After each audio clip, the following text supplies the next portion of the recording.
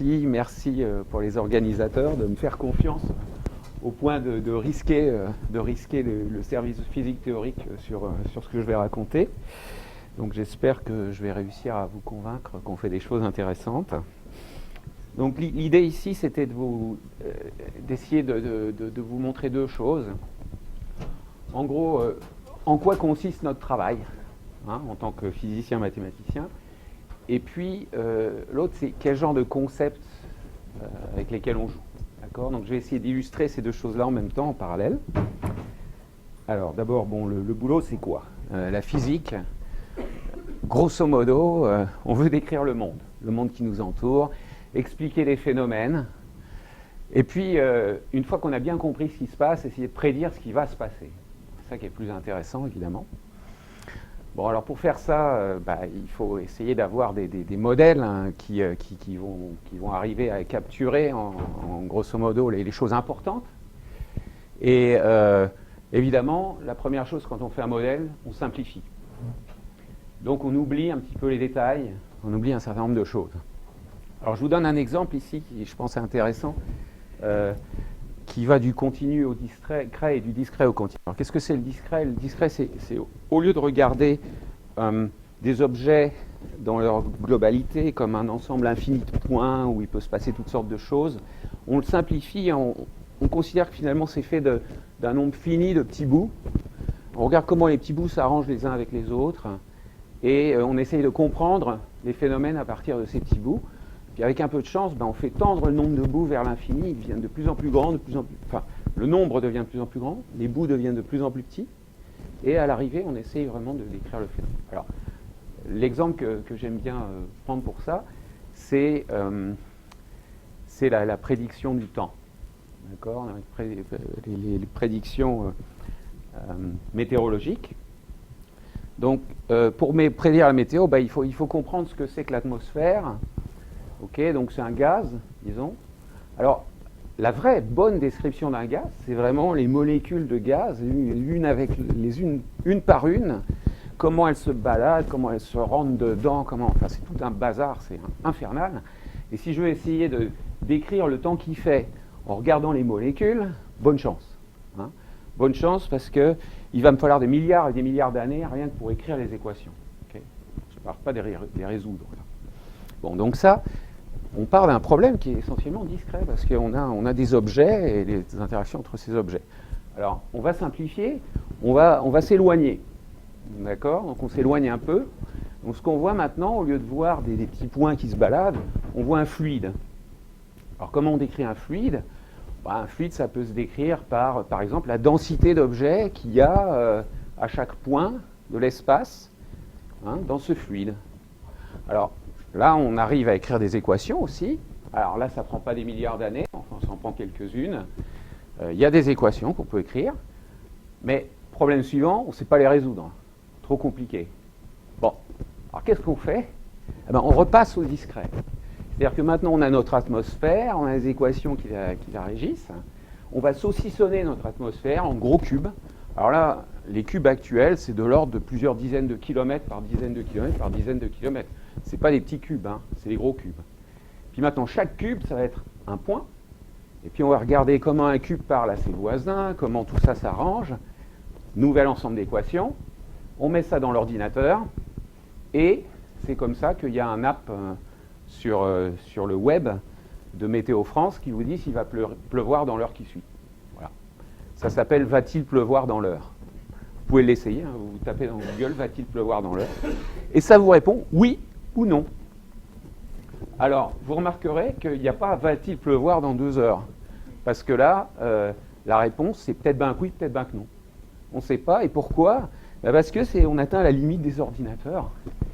Ils arrivent à faire 1 heure, ils n'arrivent pas à faire 2, avec une confiance supérieure à 50%, quoi.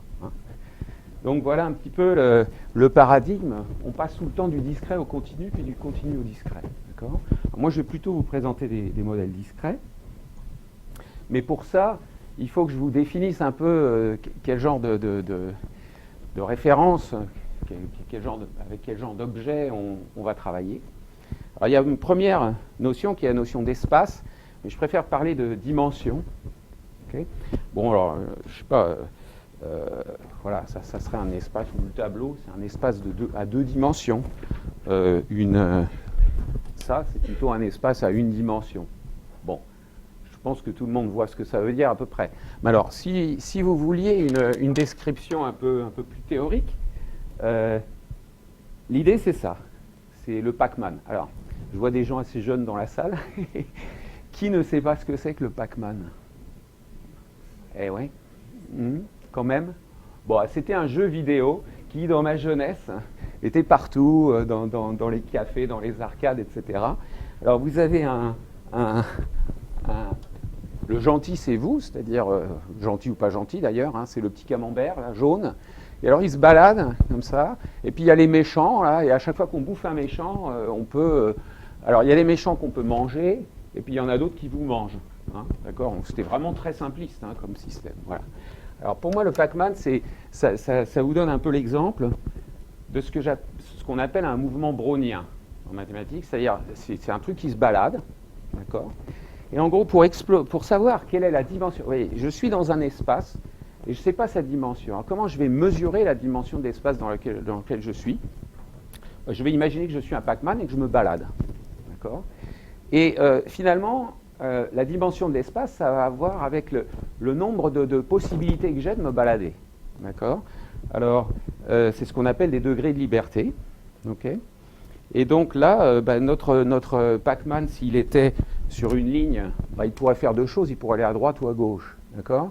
Par contre, s'il est dans un plan et s'il est sur l'écran de l'ordinateur, là, il peut faire quatre choses. Il peut aller à droite, à gauche, en haut, en bas. Oublions les obstacles pour l'instant. Hein? Donc vous voyez, la dimension, elle va augmenter avec le nombre de possibilités. Okay? Donc les degrés de liberté. Voilà. Alors après, on peut compliquer un petit peu notre espace. Ce n'est pas juste un espace où on peut se balader, aller à droite, à gauche, en haut, en bas, mais c'est aussi un espace où il y a la notion de distance. Distance entre deux points. Okay? Alors je vous donne deux exemples de distance. Il y a la bonne vieille carte Michelin. Alors pareil, les gens jeunes dans la salle savent probablement pas ce que c'est qu'une carte Michelin. Alors, en papier, hein, vous voyez, un truc en papier, là, alors, première chose, plier, déplier la carte Michelin. Mais on reviendra à ça plus tard. Mais si vous arrivez c'est le test pour savoir si vous êtes un alien ou quelqu'un de normal, c'est si vous savez replier d'un seul coup la carte Michelin ou pas. Bon. Et donc, il y avait des cartes Michelin autrefois, et il y a des points sur cette carte Michelin, et puis ça vous donne les distances, en fait, en kilomètres. D'accord? Alors, si j'équipe mon espace d'un ensemble de points et des distances entre ces points, ce que je fais, c'est que c'est plus vraiment un espace, c'est un espace avec quelque chose en plus, avec une information en plus. Ça s'appelle un espace métrique. Métrique comme mètre, métrage, on mesure.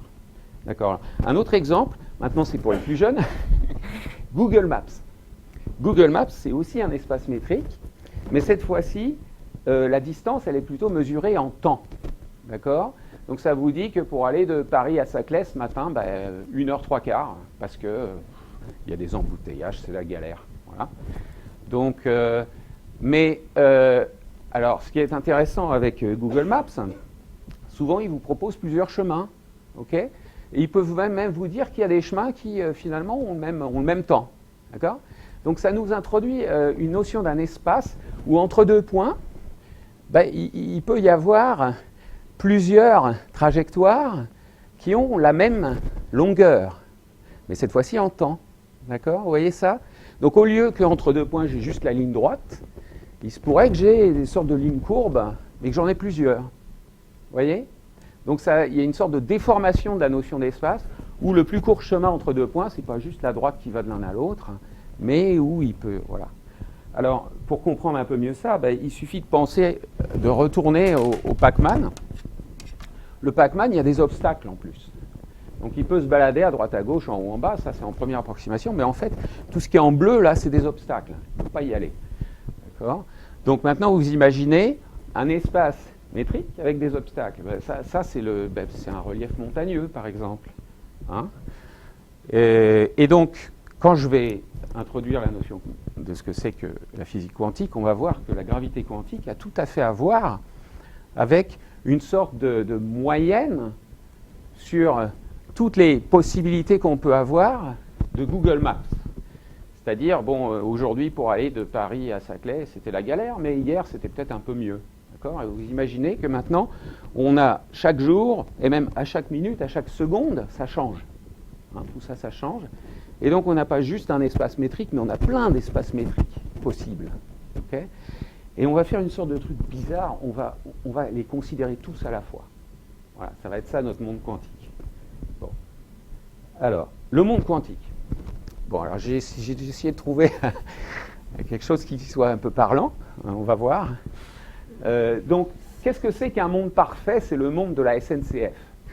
Donc, c'est un monde déterministe où vous savez quand vous partez, vous savez quand vous arrivez, vous savez même tellement bien que c'est écrit noir sur blanc dans des tableaux. Hein, c'est table horaire. C'est fantastique, c'est merveilleux. On peut se reposer, pas de stress, c'est cool, c'est bien, c'est chouette.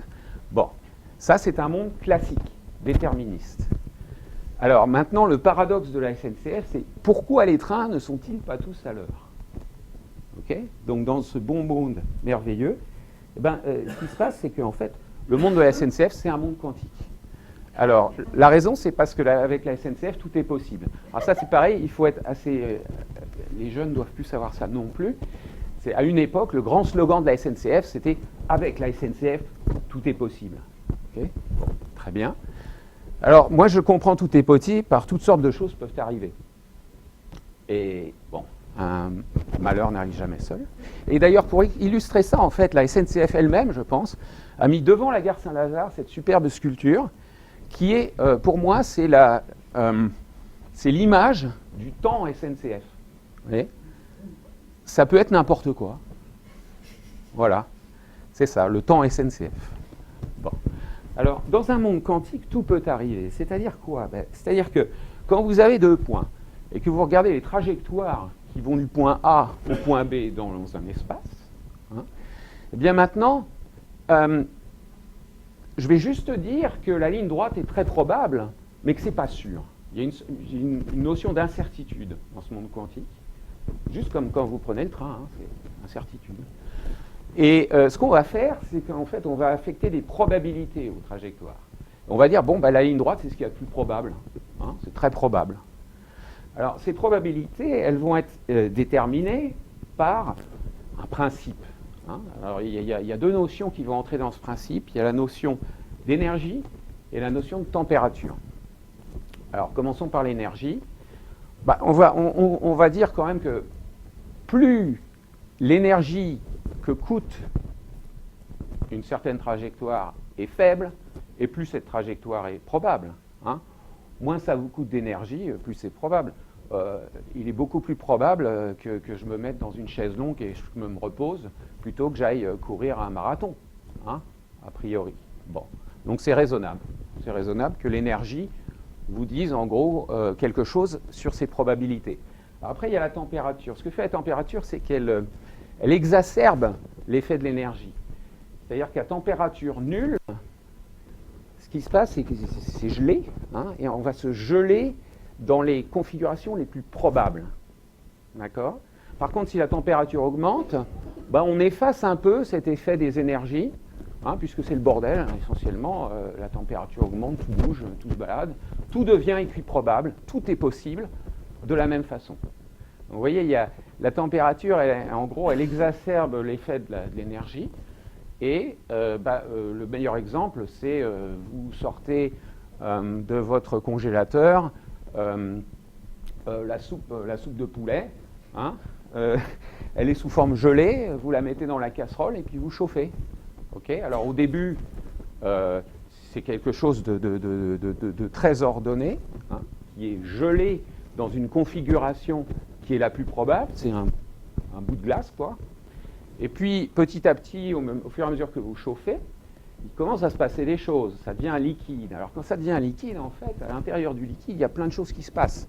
Hein, il y a toutes ces molécules qui se baladent, qui commencent... Puis alors ensuite, quand ça bout, alors là c'est vraiment le bazar. Vous voyez ? Donc je pense que c'est une bonne façon de penser le monde quantique, en fait. C'est de faire bouillir de la soupe de poulet.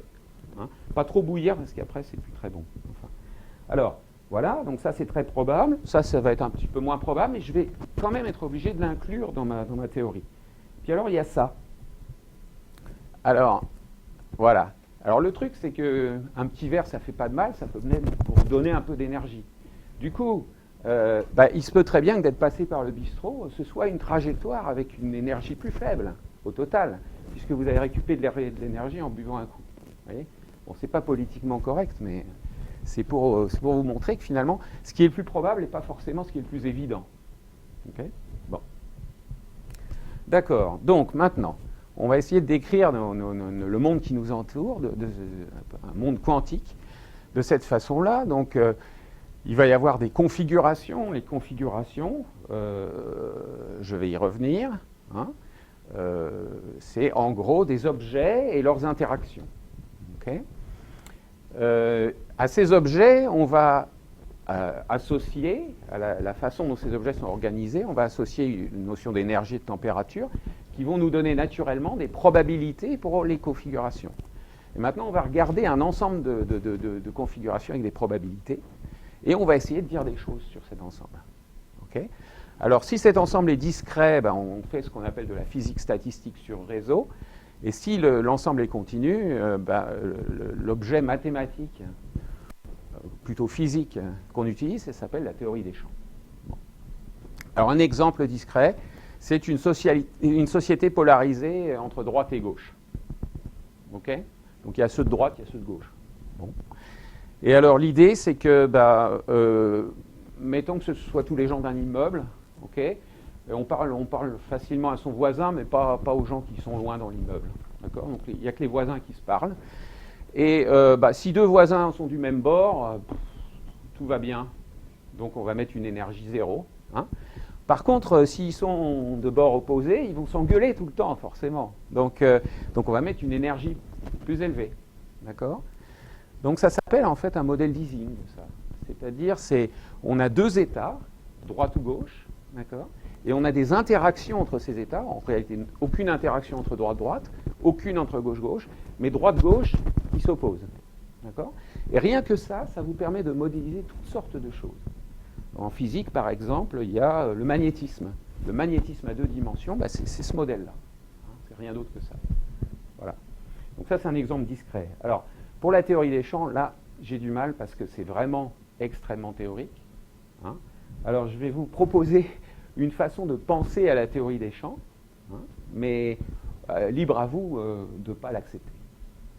Alors, qu'est-ce que c'est qu'une théorie des champs ? C'est un Pac-Man qui se balade dans une certaine dimension, donc par exemple à une dimension là sur mon dessin, d'accord ? Alors le Pac-Man, attention, hein, rêve d'être un autre Pac-Man. Ça vous dit rien, ça ? Bon. Et alors l'autre Pac-Man, il peut être dans une autre dimension, vous voyez ? D'accord ? Bon, ok, qui ne dit mot consent. Alors, donc, je reviens à mon problème. Donc, on va voir ces modèles discrets qui sont donc sur réseau, avec des configurations pour lesquelles je vais pouvoir associer des probabilités. Et maintenant arrive la combinatoire. C'est que les configurations, on peut se poser des questions mathématiques sur des configurations, on peut essayer de les compter, par exemple. Donc, la combinatoire, c'est l'art de compter, l'énumération. Puis il y aura ces histoires d'énergie. Ensuite, il y a les problèmes de symétrie qui vont être responsables de transition de phase. Alors, la symétrie du modèle gauche-droite, là, c'est si je change tous les gauches en droite et tous les droites en gauche.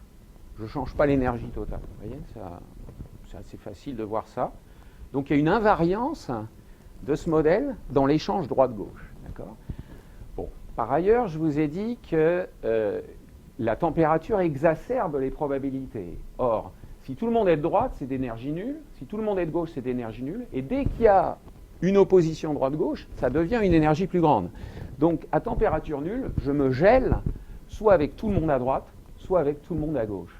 Je n'ai pas d'autre possibilité. J'ai que deux, ça s'appelle des états fondamentaux. C'est les états d'énergie les plus basses. Okay ? Donc, j'ai deux états à température nulle. Puis je vous ai dit, quand la température augmente, c'est le bazar. Donc, en gros, il va y avoir autant de gens de droite que de gauche. Ils vont tous s'engueuler. Ça va être le village irréductible des Gaulois. Hein ?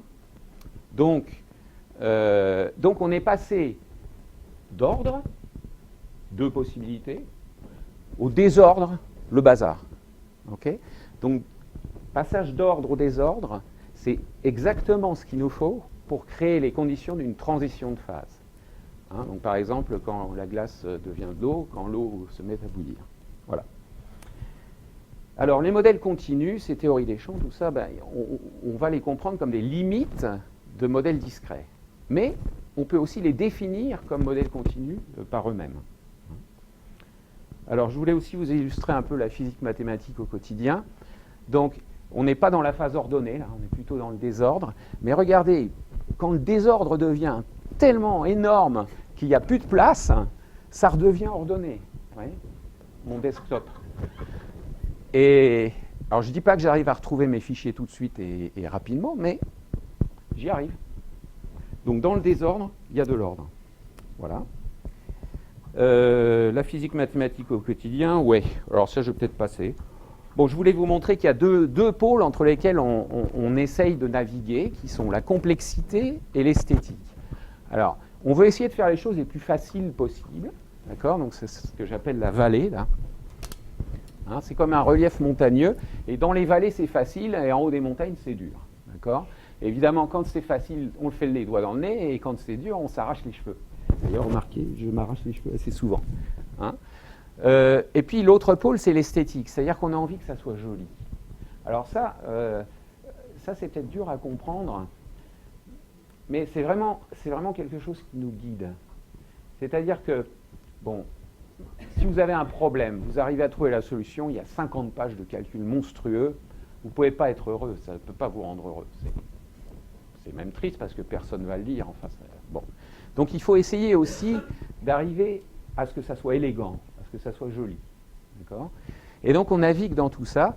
Et alors, voilà un exemple d'espace métrique, c'est-à-dire que c'est un relief montagneux très compliqué et vous devez naviguer là-dedans. Et finalement, entre le problème et sa solution, il y a des trajectoires, d'accord ? Et vous devez essayer de trouver ces trajectoires. Et il y en a qui sont moches, hein, mais faciles, ou bien jolies, mais abominables, etc. Et donc vous voulez essayer le plus possible de faire à la fois que ce soit simple et joli. Okay ? Voilà.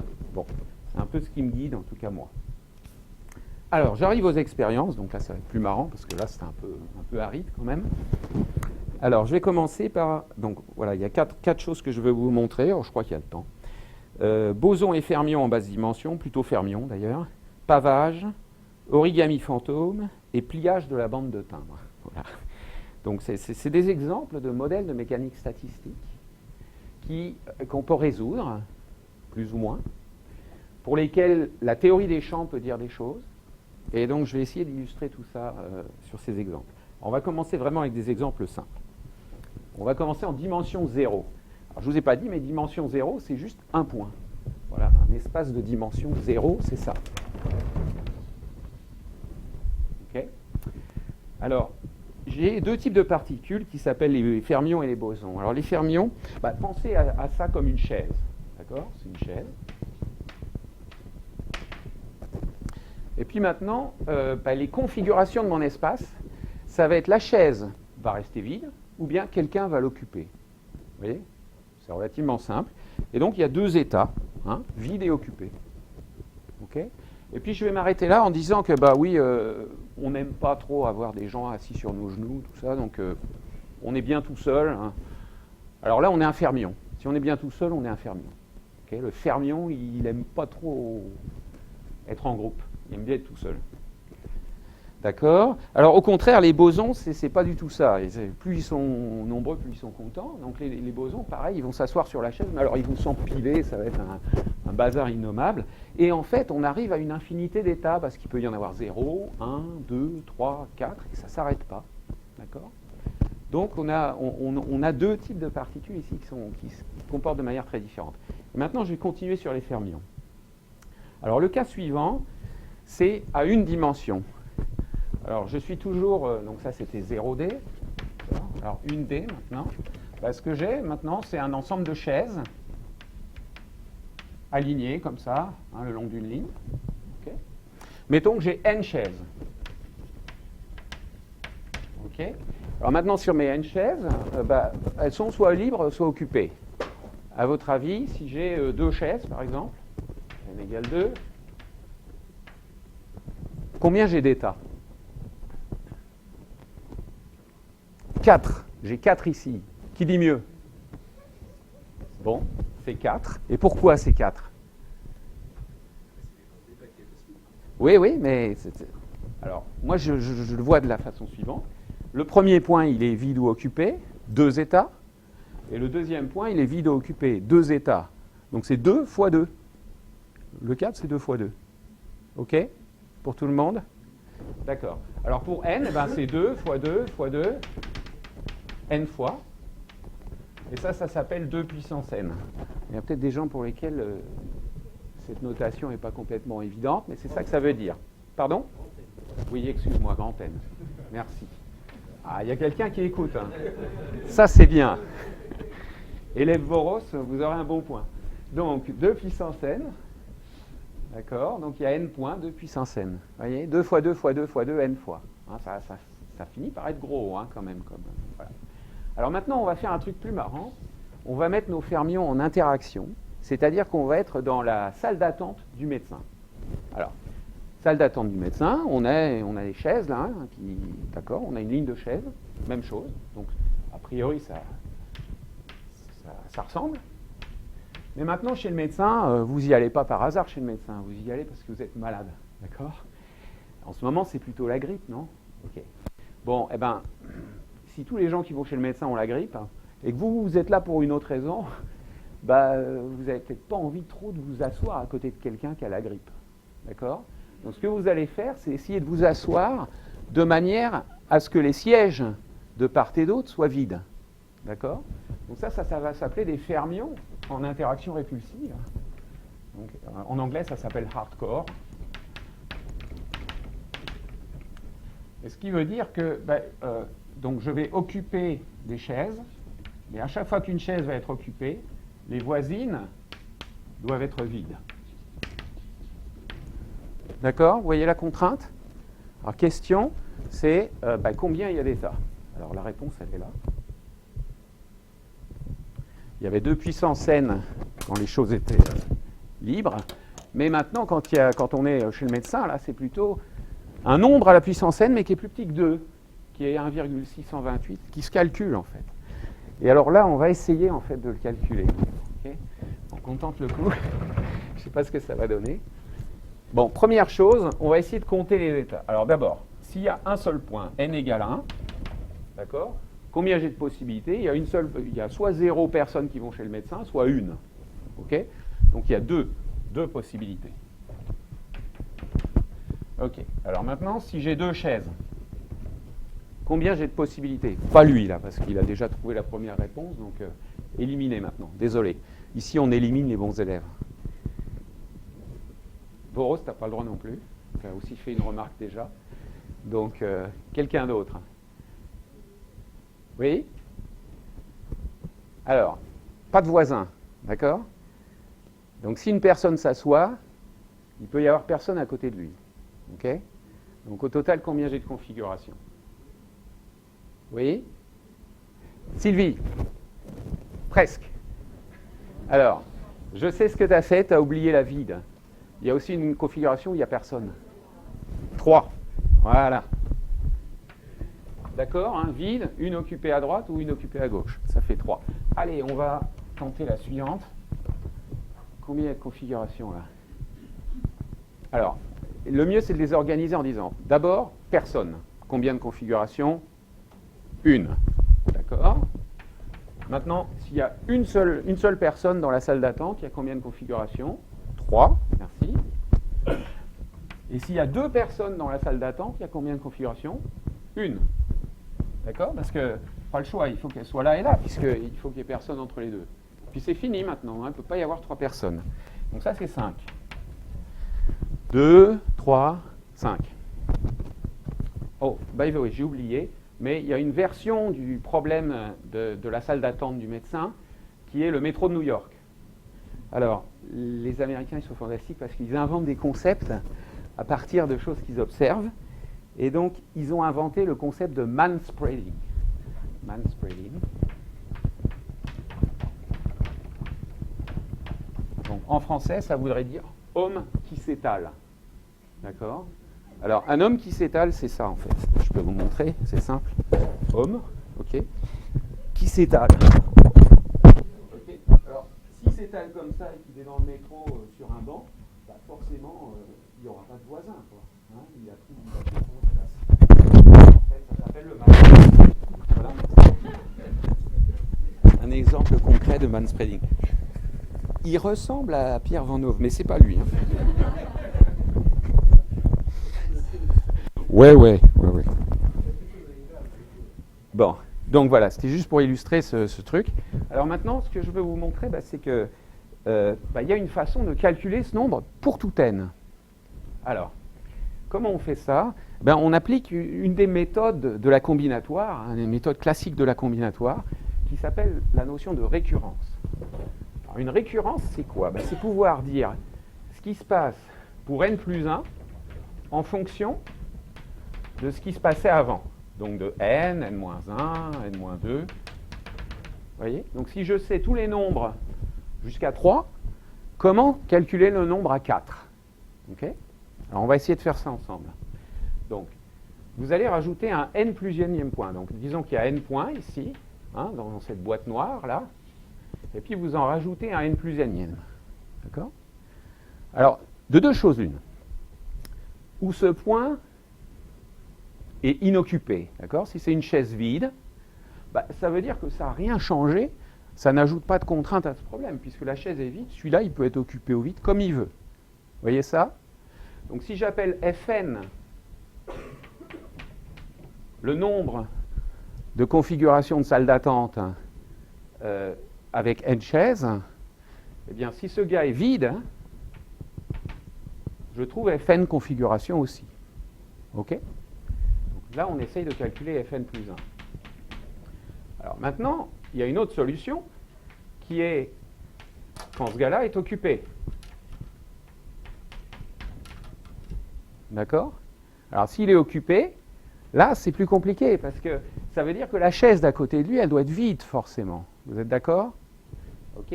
Alors si elle est vide, ça veut dire qu'en gros, j'ai encore coupé ma boîte parce que ça, c'est une chaise vide. Donc il n'y a plus de contrainte à partir de là. Donc maintenant, ce que je vois ici, c'est Fn-1. Vous voyez tout ça, hein? À deux chaises de moins, il peut se passer n'importe quoi. Mais à une chaise de moins, forcément, elle est vide. OK? Donc, on a une très belle relation qui nous dit que Fn plus 1 égale Fn plus Fn-1. 5 égale 2 plus 3. C'est pas mal. C'est rassurant. Hein? Mais alors, maintenant, je sais qu'à 4, ça va être 8. 8. Puis à 5, ça va être 13.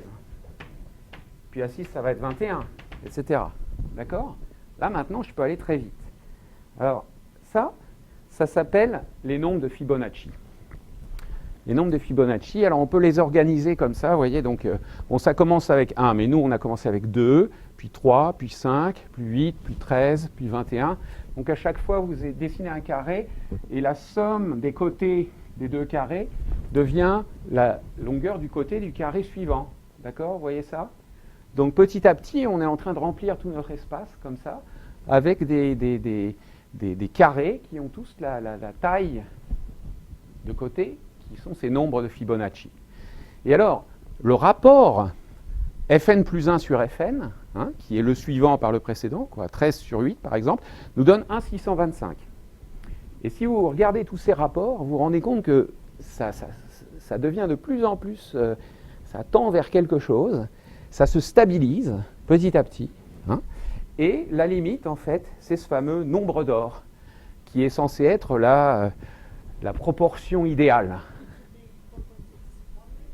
Ah oui, merci. Ouh là là. Excellent. Donc là, il y a vraiment des gens qui... Qu'est-ce que j'ai fait de mon là? Alors c'est ça qu'il y a de bien avec ce système, c'est que même si on fait des boulettes, on peut les rectifier en direct. Et voilà. Merci. Bon. Donc voilà, ça s'appelle le nombre d'or, la proportion idéale. Donc vous voyez, c'est... Alors, qu'est-ce que ça représente vraiment ce 1 plus racine de 5 sur 2? By the way, racine de 5, c'est l'autre formule. Hein. Racine de 5, c'est le nombre qui, multiplié par lui-même, donne 5. Hein. Juste pour fixer les idées. Donc, vous voyez, qu'est-ce que ça nous dit? Ça nous dit qu'en rajoutant une chaise, on multiplie le nombre de possibilités, en gros, par ce nombre. D'accord? Donc, le nombre d'or, c'est une sorte de mesure du désordre par nombre de chaises. Hein, désordre par chaise. Okay? Donc, cette mesure du désordre, c'est quelque chose qui est très important en physique statistique. On essaye toujours d'essayer de comprendre quelle est la mesure du désordre du nombre de configurations quand elles sont toutes équivalentes, qui est le cas ici. Bien. Alors, je passe à la dimension 2 maintenant. Attention. Alors bon, au lieu de vous faire le coup de la salle d'attente bidimensionnelle avec le même problème, j'ai choisi de vous présenter un autre problème. Et à la fin des temps, vous verrez que c'est bien le problème des chaises à 2 dimensions, mais ce n'est pas complètement évident. Alors ça s'appelle le pavage par losange. Donc ici, le problème, c'est le suivant. Vous avez un hexagone, okay, régulier ou pas régulier, mais enfin ici il est régulier, de taille 4 par 4 par 4 par 4, hein, un bel hexagone que vous pouvez dessiner avec un compas. Et maintenant, disons que c'est votre salle de bain, okay, et vous avez envie de changer un peu le décor, et vous demandez à quelqu'un de vous faire un carrelage dans votre salle de bain de forme hexagonale. Okay. Et alors, quand on fait du carrelage, on n'a qu'un nombre fini de carrés. Alors ici, les carrés, c'est des losanges, d'accord, et je les présente de 3 couleurs, simplement parce qu'il y a 3 orientations possibles. Et bien, ça, c'est une façon possible de carreler ma salle de bain hexagonale. D'accord? Ok. Donc, c'est un modèle de pavage. Hein. Alors, on peut voir ça vraiment de toutes sortes de façons. Alors, je vais essayer de balayer le nombre des sortes de façons dont on peut voir ça. Première chose, on aimerait bien compter combien il y a de carrelages possibles. Okay, même chose, les configurations. Ok. Première remarque, c'est que si on se concentre sur les bleus et verts, d'accord, on peut dessiner des lignes comme ça, que je dessine en rouge, qui vont en fait du bas à gauche, en haut à droite. Vous voyez? On prend toutes les arêtes ici, et ça va vers toutes les arêtes là-haut. Et alors, c'est des chemins qui ne se croisent pas. C'est très important, ça. Et alors là, je vous propose l'idée que c'est vraiment ça, les fermions à 2 dimensions. Au lieu d'être des points qui n'aiment pas avoir de voisins, ça devient des sortes de bouts de corde, okay, qui n'aiment pas que la corde d'à côté soit trop près. D'accord? Donc, alors, en anglais, ça s'appelle des NILP, Non-Intersecting Lattice Paths. Chemin sur réseau non intersectant. Ok? Bon. Et compter les NILP, c'est la même chose que compter les pavages. Pas évident, mais c'est vrai. Hein? Très bien. Alors ça se fait. Et en 1916, le major Percy McMahon a trouvé cette superbe formule. Alors là, franchement, là, je trouve que c'est beau. C'est très beau. Qu'est-ce que ça vous dit? Ça vous dit que pour compter les pavages d'un hexagone, maintenant qu'on aurait une taille A, B, C, d'accord? Donc 3 nombres, n'importe lesquels. Mon exemple avec 4, 4, 4, hein, mais A, B, C. Ben, vous prenez tous les nombres entre 1 et A, tous les entiers entre 1 et B, tous les entiers entre 1 et C, vous faites leur somme moins 1 divisé par leur somme moins 2. Puis vous faites le produit de tout ça. Okay? Ben, vous trouvez le nombre de pavages. Exemple, si A égale B égale C égale 2, donc un hexagone de taille 2 par 2 par 2, okay? Vous faites patiemment les 8, il y a 2 possibilités fois 2 fois 2, ça fait 2 fois 2, 4 fois 2, 8 possibilités, okay? Donc il y a 8 termes. Vous multipliez tout ce monde-là, vous trouvez 28. Ben ouais, on peut dessiner effectivement 28 carrelages différents d'une salle de bain de taille 2 par 2 par 2. C'est assez choquant, mais c'est vrai. Oui? Oui, mais les côtés sont parallèles 2 à 2. Donc voilà, si je t'ai donné A, B et C, bah, j'ai plus le choix. Il faut que ça redevienne A. A est en face de A, B est en face de B et C est en face de C. Donc l'hexagone, il a A, B, C, A, B, C. Donc il n'y a besoin que de 3 nombres. Et c'est une très bonne question. D'accord? Donc 28. Ça fait beaucoup. Hein. Ok. Alors, maintenant la combinatoire asymptotique, on fait la même chose qu'avec notre nombre d'or. D'accord? Donc on essaye de trouver une relation et puis de voir finalement d'ajouter des hexagones, des losanges. Combien, pour chaque losange supplémentaire, en gros, on multiplie par combien le nombre de possibilités. Donc on essaye de mesurer le désordre de ces configurations. Vous voyez, c'est la même idée. Et alors, il y a un résultat qu'on peut trouver. Alors là, c'est un petit peu plus compliqué, mais enfin bon, ça va, ça se fait. Et c'est 3 racines de 3 sur 4 à la puissance 3n2.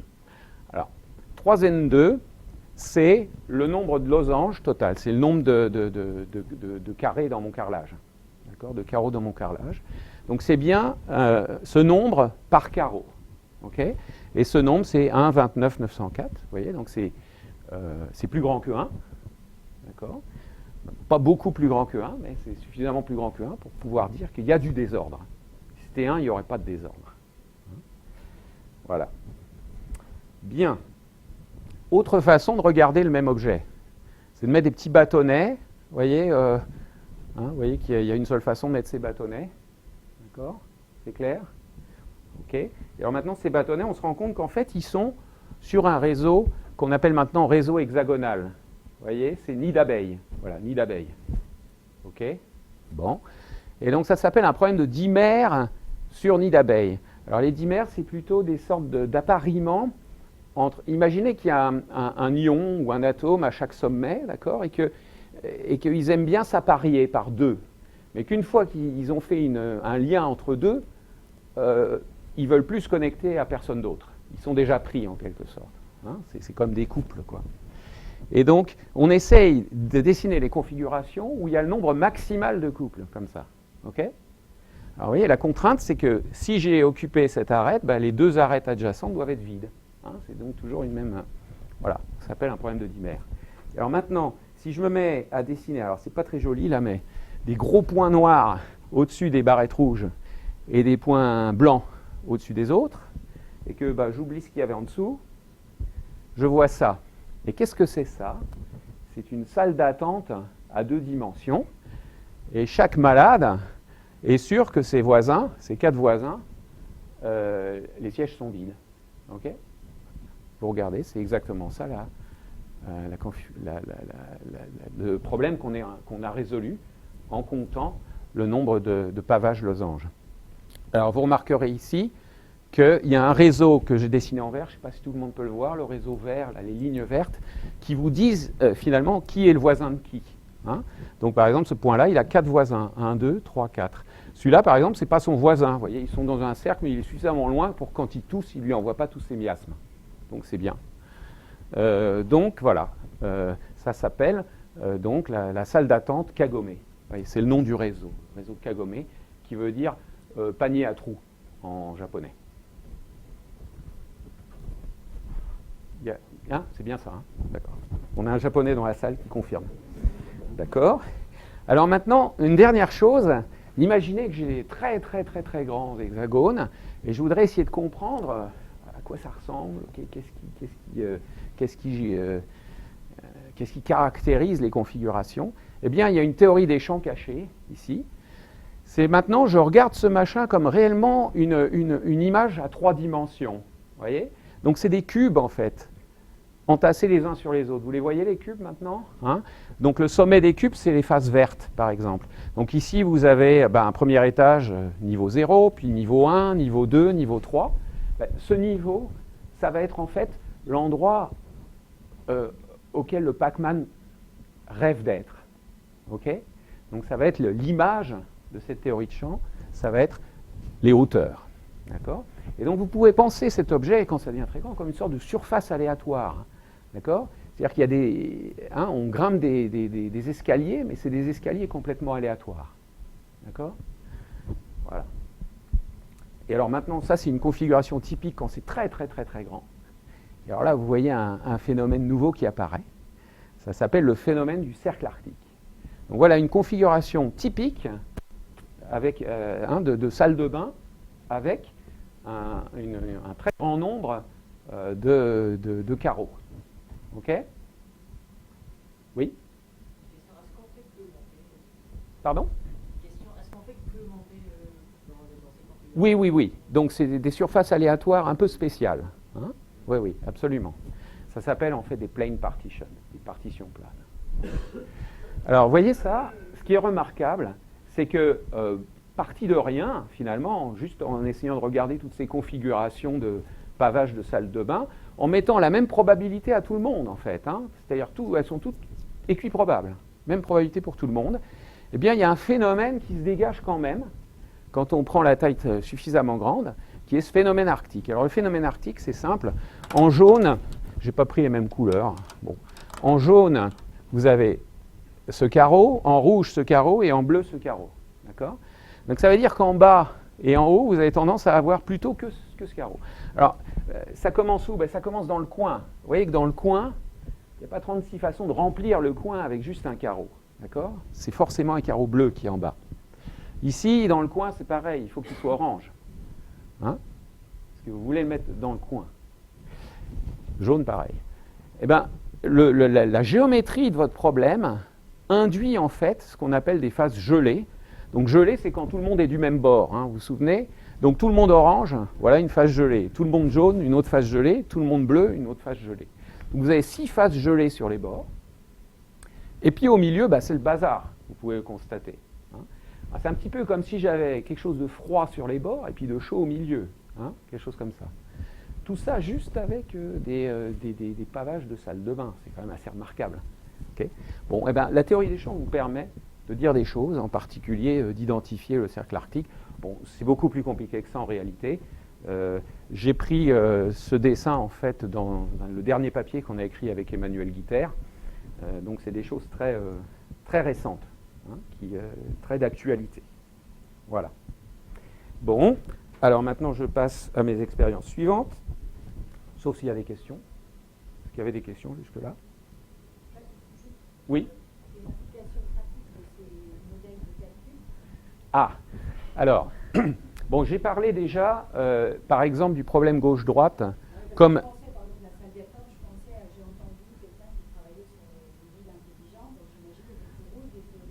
On peut imaginer toutes sortes d'applications. Alors, j'allais dire... Bon, je triche un peu en disant ça, mais j'allais dire que ce n'est pas mon boulot. Mais... mais, tu vois, ce qu'on essaye, c'est d'identifier des choses suffisamment fondamentales pour qu'en potentialité, elles puissent s'appliquer à toutes sortes de problèmes. Et évidemment, on peut puiser son inspiration dans les problèmes existants, hein, et essayer de voir comment les simplifier pour isoler les phénomènes. Hein. Mais là, je veux vraiment insister sur le modèle lui-même. D'accord ? Mais je suis d'accord, il y a des applications. Tout le monde peut en imaginer, en fait, même des nouvelles auxquelles personne n'a pensé encore. Hein. Ok, alors, maintenant, je vais parler de pliage du réseau triangulaire. Bon, alors, première chose, c'est quoi le réseau triangulaire ? Le réseau triangulaire, c'est ça. D'ailleurs, en fait, je vais distribuer des réseaux triangulaires, parce que vous allez pouvoir jouer avec. Alors, qui veut un réseau triangulaire ? Pas tout le monde, parce que j'en ai pas beaucoup. Allez, je vais en donner au fond, là. Allez, Sylvie, un beau réseau triangulaire. Réseau triangulaire, allez. Quelqu'un d'autre ? Oui, réseau triangulaire, voilà. Allez, j'en ai un dernier, je le brade. Personne ? Bernard, je suis sûr que tu vas faire des trucs intéressants avec ton réseau triangulaire. Donc, réseau triangulaire. Et je me pose le problème suivant. C'est en fait l'application, ici ça vient de problèmes de physique, qui sont justement essayer d'identifier les états fondamentaux. Hein, je vous ai parlé déjà d'états fondamentaux, hein, qui étaient ceux qui sont sélectionnés à température nulle par le système. Mais il y a des systèmes magnétiques complexes qui ont des états fondamentaux qui vont être essentiellement en correspondance avec les pliages du réseau triangulaire. Hein. Donc voilà une des justifications. C'est un problème essentiellement à 2 dimensions. Et alors il y a la question pliage réel par rapport à pliage fantôme. Ah, c'est bien adapté puisque c'est très halloweenesque. Alors vous prenez votre réseau triangulaire et maintenant vous avez le droit de faire la chose suivante. Vous avez le droit de le plier suivant une ligne du réseau. Hein. Vous avez 3 directions possibles, toutes sortes de lignes possibles. Donc, hop, on peut y aller, on peut s'amuser à plier. Donc, si je plie une seule fois, voilà, quelque chose comme ça. Je peux plier un peu plus, voilà, plier par-dessus des plis. Vous voyez, j'ai déjà plié, mais bon, je plie par-dessus. Je peux faire des choses assez compliquées, d'accord? Alors, compter le nombre de configurations de pliage de ce spin origami, là, c'est un problème trop dur. On n'y arrive pas. OK? Pas moyen. Alors, vous voyez que c'est fermionique d'une certaine manière, mais maintenant, il y a une dimension de plus, en quelque sorte. C'est-à-dire qu'il faut penser la feuille elle-même comme un fermion qui se repousse elle-même, parce que la feuille ne peut pas se coller à elle-même. Vous voyez, il y a quand même des vides entre, là. Hein? D'accord? Donc, le problème de pliage, c'est vraiment un problème fermionique, mais un problème compliqué. Alors, quand c'est trop compliqué, on simplifie, hein, c'est ce que je vous ai dit. Donc, ce qu'on va faire, c'est du pliage fantôme. Alors, le pliage fantôme, on ne suppose plus qu'on a une feuille de papier et qu'on est en train vraiment de la plier. Hein. On suppose qu'on a aussi une paire de ciseaux et de la colle. Et qu'on a le droit de couper, de faire ce qu'on veut, et puis de recoller après. Et alors, une fois qu'on a fait ça, évidemment, il se peut que ça ne soit plus dépliable du tout. Voyez ? Mais c'est plus facile à compter.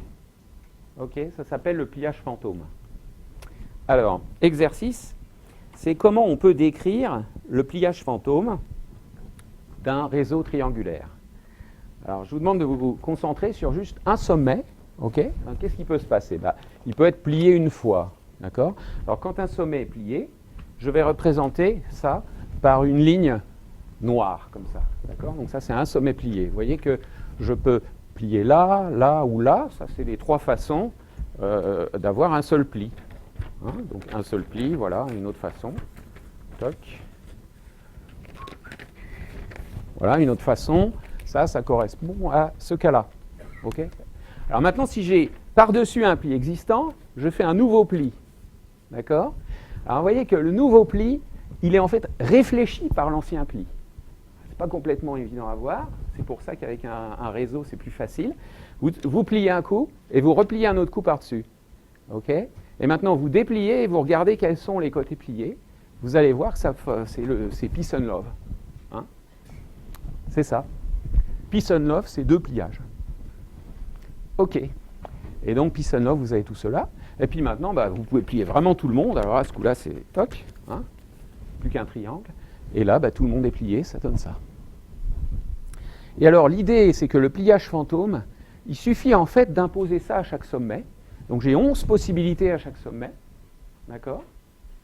Et je dois les recoller ensemble. C'est-à-dire, une fois qu'un gars est plié, il doit être aussi plié dans le sommet d'à côté, évidemment. Hein ? Et donc, je recolle tout ce monde-là ensemble.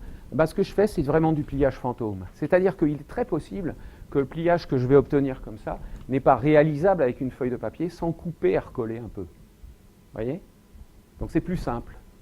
Ça devient un modèle qu'on appelle local. C'est-à-dire qu'on peut le définir localement autour de chaque sommet. Il s'appelle le modèle à 11 vertex parce qu'il y a 11 possibilités. D'accord ?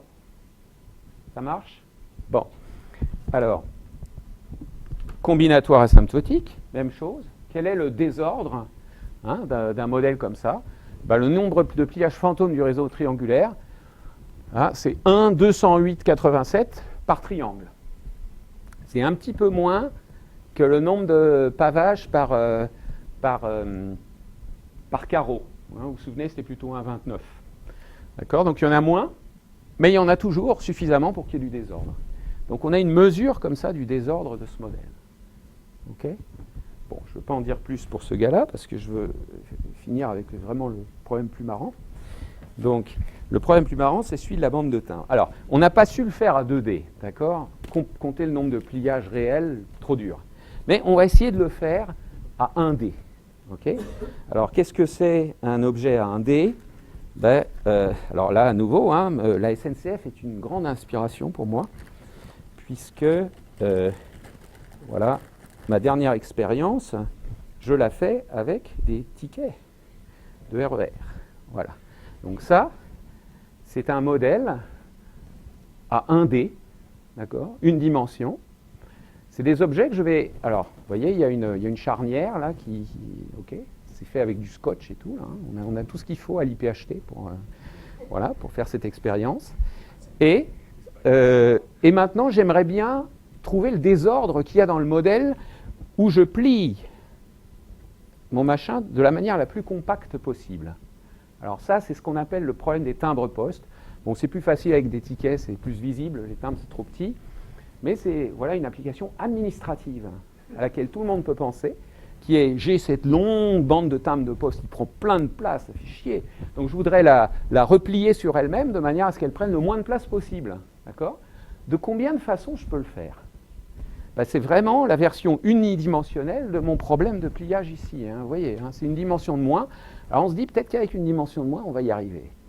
Manque de peau, c'est quand même dur. C'est toujours très très dur. Okay ? Bon, si quelqu'un veut jouer avec ça, je vais plutôt le donner au fond parce que c'est plus marrant.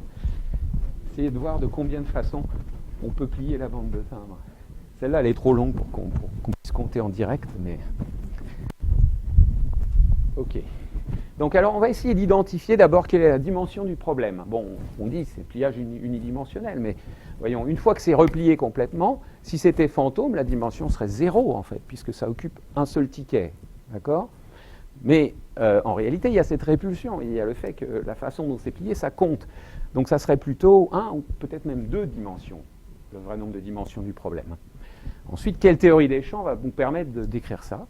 Et enfin, est-ce qu'on peut dire quelque chose sur la combinatoire asymptotique, c'est-à-dire trouver le désordre qu'il y a dans ce problème. Alors, première chose, alors c'est là, ça c'est une expérience délicate qui non seulement utilise une autre bande de timbres que j'ai trouée. Vous voyez, alors je suis allé dans la salle à côté de chez Emmanuel, là, et puis il y a les poinçonneuses pour faire des trous dans les... Voilà. Donc j'ai fait des trous dans mon ticket. Okay ?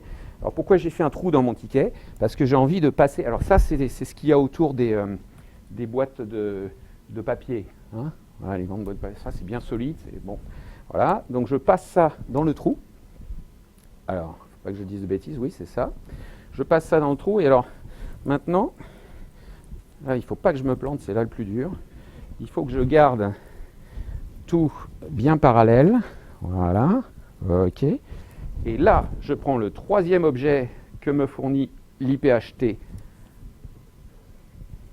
ce qui s'appelle la graffeuse. Hop. Je ne l'ai pas piqué, hein, celle-là, c'est la mienne. Hein. Non, je vous le dis parce qu'il en manque souvent. Et... Voilà, je ne me suis pas blessé, parfait. Donc, j'ai ma bande de timbres emprisonnée maintenant dans ce machin. D'accord ?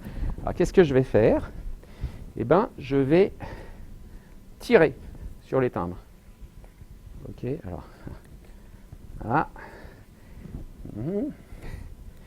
Je vais tout déplier en fait. Je déplie ce que j'ai plié. Et vous voyez, le fait d'avoir passé un fil dedans, ça fait que je me souviens de ce que j'ai fait. Vous voyez ça. Alors, il faudrait vraiment le tirer à fond. Je ne veux pas tout détruire quand même, mais hop, hop. On va y arriver. Ouais. Comme vous le constatez, je suis meilleur à la théorie qu'à la pratique, mais bon. Voilà, on y est. Voilà. Donc là, j'ai une bande de timbres qui est complètement droite, d'accord ? Et puis j'ai cette boucle qui se balade. Alors, il y en a des morceaux qui passent au-dessus et des morceaux qui passent au-dessous. Vous voyez ? Il y a des morceaux au-dessus, des morceaux au-dessous. Bon, la boucle en bas, là, je ne voulais pas de boucle. Hein. Enfin bon, c'est comme ça, c'est la vie. OK ? Donc ça, en fait, si j'abstrais un petit peu les choses, c'est ça. D'accord ? C'est ma bande de timbres maintenant, c'est la ligne droite. Et puis la boucle que j'ai rajoutée, c'est cette boucle avec des tirets. Vous voyez tout ça ? Donc compter les pliages de la bande de timbres, c'est aussi compter ce qu'on appelle des configurations de méandres. Alors ça s'appelle méandre parce que vous pouvez penser à un des deux trucs comme étant une rivière et l'autre comme étant une route. Je vous laisse deviner lequel est lequel. C'est votre choix. Et voilà, ça s'appelle des méandres. Okay. Alors cet objet mathématique, purement mathématique, il existe depuis très très longtemps. Ça date de Poincaré dans les années 1900. Hein. Donc c'est vraiment un objet fondamental, très vieux. Et il y a eu quelques travaux en 1929 par exemple, enfin, au cours du temps, de gens qui essayaient de compter ces objets-là. Il n'y avait pas beaucoup d'ordinateurs à l'époque. Alors première chose, c'est compter. Comment on compte les méandres ? Alors on va séparer le haut du bas. D'accord ? Donc on va tirer au hasard en haut certaines connexions par paire. Alors vous voyez, les objets sont connectés par paire et ils ne se croisent pas. Hein. La ligne pointillée, elle ne se croise jamais. D'accord ? Donc on va tirer au hasard une configuration de paires de points comme ça, connectés par des arches, en haut, une autre en bas. On va les recoller entre elles et on va se poser la question, est-ce que oui ou non, il y a une seule boucle noire? Alors manque de peau, ici il y en a 3. D'accord ? Donc celui-là il n'est pas bon, on jette. Alors vous voyez, on peut faire un algorithme comme ça. Hein, on se balade dans toutes les possibilités en haut. Et d'ailleurs, en fait, une fois qu'on a la liste en haut, c'est la même que la liste en bas, donc c'est assez économique. On les met ensemble et on jette tout ce qui a trop de boucles. Okay ? À la fin des temps, on va compter les méandres. Bon, voilà en tout cas comment on peut faire avec un bon ordinateur. Okay ? Alors maintenant, là, c'est là que je vous demande une sorte de saut quantique. Hein ? Ce que je vous dis, c'est qu'en fait, un méandre, on peut vraiment le voir comme une surface aléatoire. Okay, donc, la réponse à la question d'abord, quelle est la dimension du problème? C'est vraiment 2, parce qu'on a besoin de la dessiner dans le tableau. Hein. On ne peut pas faire ça juste en une seule dimension. On a besoin de 2 dimensions pour dessiner le problème. Alors maintenant, c'est 2 dimensions, mais c'est encore mieux que ça. C'est au lieu d'être quelque chose de complètement plat, c'est plutôt quelque chose comme ça. On appelle une surface aléatoire. Vous voyez ? Et donc, sur cette surface aléatoire, maintenant, on peut penser à ça, alors là, c'est vraiment un saut encore plus quantique de l'imagination, mais on peut penser à ça un petit peu comme un modèle de pavage de salle de bain, d'accord ? Dans lequel, finalement, les faces sont plus maintenant que des losanges, mais peuvent être des trucs assez compliqués. Par exemple, je vais vous dessiner une face en vert, là. Voilà, une face, là. Alors, elle a 1, 2, 3, 4, 5... 6, 7, 8. Une face à 8 côtés. Donc ça, c'est un octogone. Vous voyez, c'est un octogone un peu tordu, mais c'est quand même un octogone. Donc imaginez, vous avez des tuiles comme ça, qui ont toutes sortes de tailles possibles. C'est typiquement le genre d'objet avec lesquels on peut modéliser une surface aléatoire. Donc voilà, on est dans le monde des surfaces aléatoires maintenant, quand on regarde le pliage de la bande de timbre. Pas évident, d'accord ? La gravité quantique, c'est quoi ? C'est justement le fait que les configurations que vous pouvez obtenir, c'est toutes les surfaces aléatoires possibles. D'accord ? Donc on est dans le monde de la gravitation quantique ici, en pliant une bande de timbre. Hein, d'accord ? Et donc là, il y a des théories de champ qui nous aident à comprendre ce qui se passe. Okay ? Alors il y a plein de gens de l'IPHT, il y a des papes de la théorie des champs, Jean-Zine Justin, Jean-Bernard Zuber, Claude Dixon, François David, plein de Emmanuel Guiter, bref, il y a toutes sortes de papes de la théorie des champs. Donc ce n'est pas un problème ici pour arriver à résoudre les trucs en termes de théorie des champs. Et en comprenant bien quelle est la théorie des champs cachée derrière ce modèle de gravitation quantique, on arrive à dire des choses sur le nombre des méandres. Alors, le nombre des méandres avec 2n, il y a toujours un nombre pair de tickets de métro, là, sinon il se passe des choses. Il se comporte de la façon suivante. Quand n est grand, alors là j'ai introduit quelque chose d'un peu supplémentaire, qui est ce qu'on appelle un exposant critique, c'est-à-dire le comportement, c'est le désordre à la puissance 2n, un désordre par ticket, mais ensuite il y a le comportement sous-dominant qui est donné en termes de ce qu'on appelle un exposant critique. Alors n puissance alpha, c'est quoi ? C'est n fois n fois n alpha fois. Alors si alpha est un entier, d'accord, si alpha égale 3, c'est n par n par n, mais si alpha égale racine de 2, ça devient compliqué à comprendre. Mais essayez d'imaginer ce que c'est que n fois n racine de 2 fois. D'accord ? Bon, c'est cet objet-là. Alors, le alpha des méandres, on a réussi à le calculer avec Emmanuel Guiter et avec Olivier Golinelli vers les années 2000, grâce à la théorie des champs de la gravitation quantique qui correspond au problème. Hein, et on a trouvé ce très joli truc qui est 29 plus racine de 145 sur 12. Voilà. Donc, voilà le genre de résultats exacts que vous pouvez trouver sur des problèmes complètement indémerdables, qui sont vraiment d'une difficulté effroyable. Alors, évidemment, comme on est passé par la théorie des champs, c'est pas très rigoureux, c'est pas explicite, c'est pas... Mais c'est juste, parce que vous pouvez faire des simulations numériques et ça marche. Hein ? Donc là, en fait, ça devient un challenge pour les vrais mathématiciens, qui est essayer de démontrer ça. Et pour l'instant, on ne voit toujours rien venir. Voilà. Donc, ça fait partie des prédictions qu'on peut faire en comprenant bien la physique sous-jacente dans le problème en question. Vous voyez, j'espère que je vous ai convaincu qu'on arrivait comme ça à avoir toute une sorte de culture dans laquelle on arrive à prédire des choses. Ok ? Voilà, j'espère que je ne vous ai pas trop ennuyé. Je crois que c'est bon là. Merci.